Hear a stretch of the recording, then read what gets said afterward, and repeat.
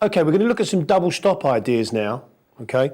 And we're going to use similar concept to what we've used up to now, which is shapes that fit around the chords. And this is really, really good because it means that, you know, you can see where the chords are on the neck and then instantly play some sort of solo around them. So for the first chord, being the E chord, this is the shape we're going to play. It's going to be 13, okay, on the G, drop it a semitone, and then end on 11, G, and 10B. Then what we're going to do is take 9 on the G and B, and then drop that 2 semitones.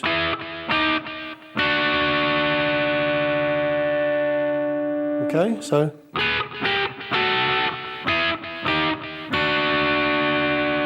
And we can even extend that further and take 6 on the G, 5 on the B, and then drop that down.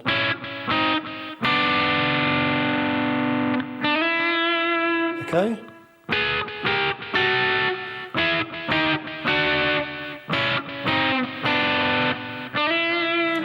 Now you're seeing me play this with the pick and the fingers, but I'm not actually going to do that when we come to do the lick properly. And the reason for that is I'm going to take my finger and make this kind of shape like this. Now this D string note is not really going to make any noise. It's going to be kind of muted.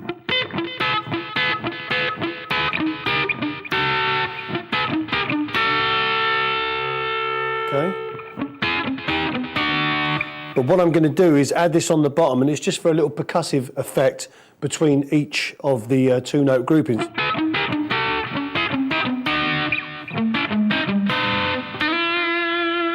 Okay.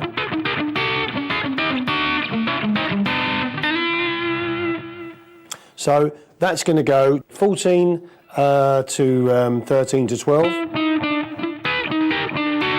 Okay, then it's going to go 11 to 10 to 9. Then it's going to go 7 to 5.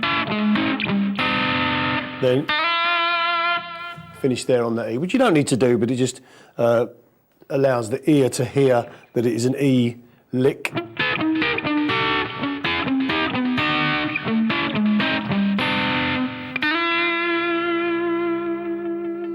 Okay. Now with E, it's quite nice because you're in a nice position to start. So we have to go up a little bit higher for A.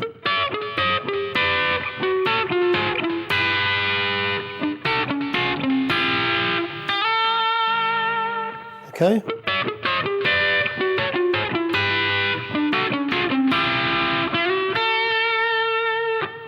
E.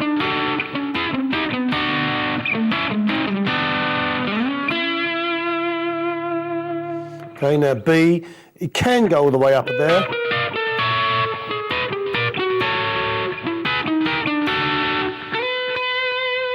We can also start down here. Okay.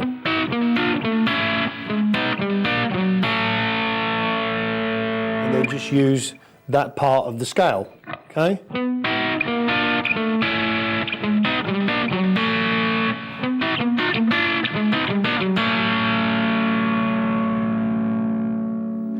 So there you've got some shapes. Now, as I've said before, take these ideas and put them on different strings, put them on different places. I'm just giving you the very popular uses, okay, to get you started with this type of thing. So for E, okay, for A,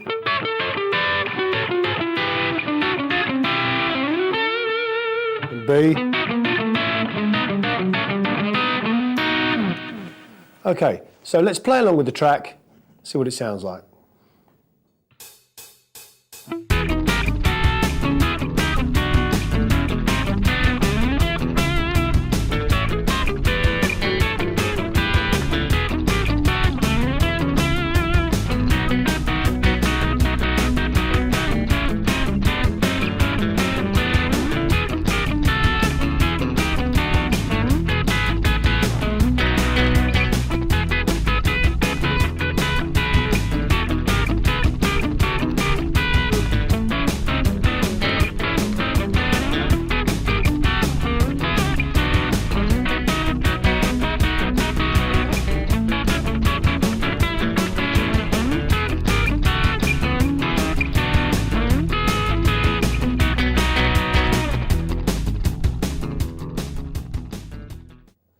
Okay, so you saw me playing all the patterns there, and the only thing I did was alternate between some of the patterns chromatically,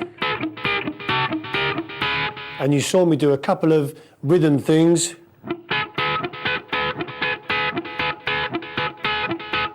Which is playing on the top notes twice and the bottom notes once. So it's kind of groups of 3 in a pattern of 4. And that concludes the solo. Okay, here we go with the last lick of this section, and we're going to add a little bit of shred to our rock and roll track here, and this hybrid picking comes in really, really handy for this type of thing. So we're going to use what's known as the Mixolydian scale over each chord: E Mixolydian for E, A Mixolydian for A, and B Mixolydian for B. Okay, and this is what we're going to do. We're going to go down the scale like this.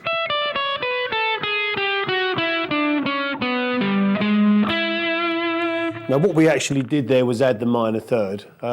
In this type of playing you can give the scales names, but you add all sorts of, you know, fruity bits to them. The basic scale is that, but we're going to add this G note.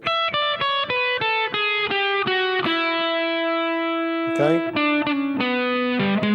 So the notes we're going to use is going to be 12, 10, 9 on the high E, 12, 10, 9 on the B, 12, 11, 9 on the G, then we're going to go 12, 11, 9 on the D, and then we're going to do this little lick here, which is going to go 10, 11, and then finish on that 9th fret G for the E, okay? But the lick we're going to do is going to sound like this. Okay, nice little shred.